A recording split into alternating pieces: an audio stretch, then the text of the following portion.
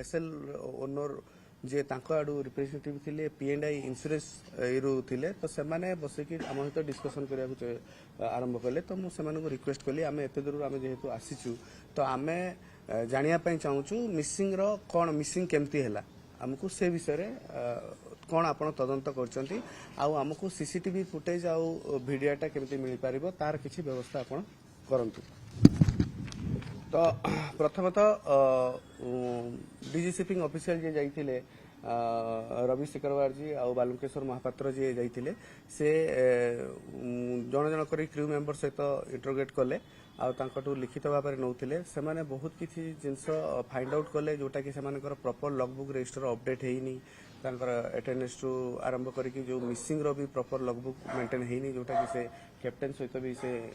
कथा हेले कैप्टेन जे तांको सहित भी कथा हेले चीफ ऑफिसर सहित भी कथा हेले किंतु जेतेबेले आमे पर्सनली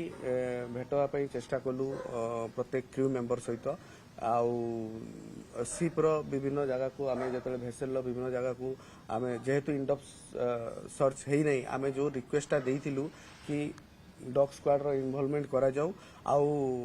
फोरेंसिक जांच करा जाऊ जो माध्यम रे जना पड़ियो कना भेसेलटा बहुत बड़ो भेसेलटा 250 मीटर्स लॉन्ग भेसेलटा तो सेतिरे जणे दुई जण कि 5 जण 10 जण टीम मिसी कि सेटा को करि परिबेनी किंतु सेमाने कहले एटा एमपीए अथॉरिटी जोटा आपण मेराइन पोर्ट अथॉरिटी को एटा हैंडओवर हेछि मेराइन पोर्ट अथॉरिटी तांकर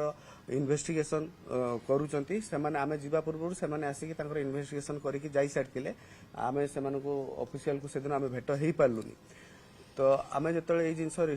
रिक्वेस्ट कलु तो आमको सेटा एंग्लो ईस्टर्न ऑफिशियल आमको टोटली रेस्ट्रिक्टेड कले खास करके जे तांकर एचआर मैनेजर सिंगापुर जी अछंती यान देवेश जी अछंती आपनकर एचआर मैनेजर मु तांका नाटा लिखि रखिछ यान दुबेस आउ मिस्टर शांतनु जी हांगकांग रो एंग्लो ईस्टर्न लो एचआर मैनेजर से दुई जन आमको सब जिनस प्रतिरोध कले आमको कहा सहित कथा हवा पई देलेनी बहुत कष्ट रे मु 3-4 जन सहित कथा हली कथा हला मध्य बारंबार मझिरे आसी प्रतिरोध करथिले ना आपण पचारि परिबेनी आपण एमती डायरी धरी कोन नोट करचंती मु कहली मु मोर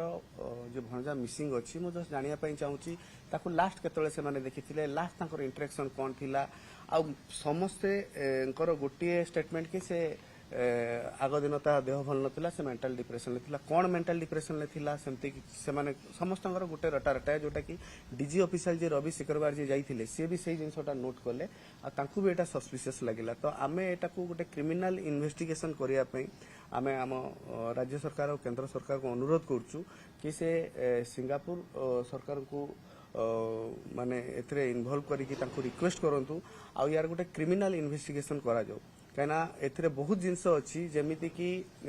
आमको जिते बड़े मास्टर जे कैप्टेन अच्छे आम पचारू आप जो टाइमिंगटा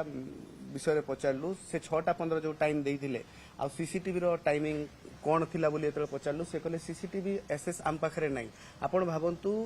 घटनाटा घटला 3 तारिख दिन आम भेट हेलु 15 तारिख दिन किंतु ये 12 दिन मध्य से सीसीटीवी फुटेज देखी ना बिना सीसीटीवी फुटेज देखिकी से माने सर्च ऑपरेशन केमिति कले लास्ट केबे देख से माने 12 दिन मध्य जानिया पई भी चेष्टा करनांती कि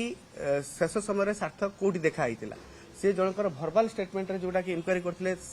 से जो बोसन तांको हित आमे कथा हलु से कहले कि आमे लास्ट जोटा 6:15 से टाइम कहथिले से तांको टाइम टाको चेंज करले 5:40 को कले तापरे जे खाइबा नै कि तांकर ब्रेकफास्ट नै कि जे आसीथिले एसटीएसएम तांको हित पचारलु तमे कोन आउ केबे देइथिलो 2 तारिख दिन जेहेतु तांको छुट्टी दिया हैतिला आपण कहउछन से असुस्थ थिले 2 तारिख दिन आपण खाइबा देइथिले ना 2 तारिख दिन खाइबा दिया है नथिला केबे भी दिया है नथिला कोनोसी कैडेट को तार केबिन ले ब्रेकफास्ट दिया जायनी तो 3 तारिख दिन एसटीएसएम को चीफ कुक रो कॉल आसिला कि ब्रिज रु कैप्टेन कॉल करचंती कि ताकू तार रूम रे केबिन ले ब्रेकफास्ट दिया जाऊ तो सेटा भी जतले हमें प्रश्न कलु आपण जदी केबे ताकू ब्रेकफास्ट देई नांती सेही दिन स्पेशली काई ब्रेकफास्ट दिया हला तो तार भी सठिक उत्तर हमको मिली पारला नहीं आ जतले मु कहली चीफ कुक सहित भेटवा पाई मते चीफ कुक सहित भेट करिया को दिया हलानी काई ना ए जो ब्रेकफास्ट रो चेनटा सेटू जना पड़ी थांता किए कोन स्टेटमेंट देछि तापर आमर जे चीफ इंजीनियर चीफ ऑफिसर सहित भी आम भेटवा चेष्टा कलु सेटा भी देलेनी भेसेल अन्य कौन सी जगह को जीवाई देलेनी मुझे जीवाई चेष्टा कली मते प्रतिरोध कराला आ कहला आपण खाली सार्थक केबिन को जाई परिबे सार्थक केबिन छड़ा अन्यत्र कौन सी जगह को जाई परिबे नहीं तो जो आरपीएसएल अच्छी एंग्लो ईस्टर्न ऑफिशियल जबकि शिप भेसल रो ओनर रो जो माने लीगल रो थिले कि तांको आडू जो रिप्रेजेंटेटिव थिले से माने कोनोसी प्रकार प्रतिरोध करू नथिले किंतु जो माने आरपीएसएल रो जो माने एंग्लो ईस्टर्न को जो माने प्रतिनिधित्व करथिले से माने बारंबार सब जिंस रो हमको प्रतिरोध करथिले तो सेतरे हमरो संदेह जोटा थिला से संदेहटा आउरी दृढ़ है कि आमको कौन गोटे फैक्ट और फाइंडिंग लुचिया चेष्टा कर मिसिंग उपरे से माने कौनसी कथा होगा चाहूना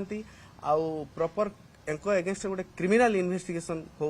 जोटा कि आम चाहूँ जहाजटी 24 घंटा पूर्व पोर्ट छाड़देला एवं पासपोर्ट एवं सार्थक आई कार्ड जोटा गुरुत्वपूर्ण भूमिका से बहुत बहुत इंपोर्टेंट जिनसटा आप कहले जहाज देखो दिन 12टा 12:30 जहाज लगिला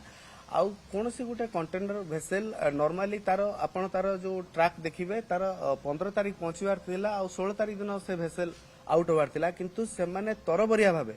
10:30 रे भेसेल को बाहर करनेले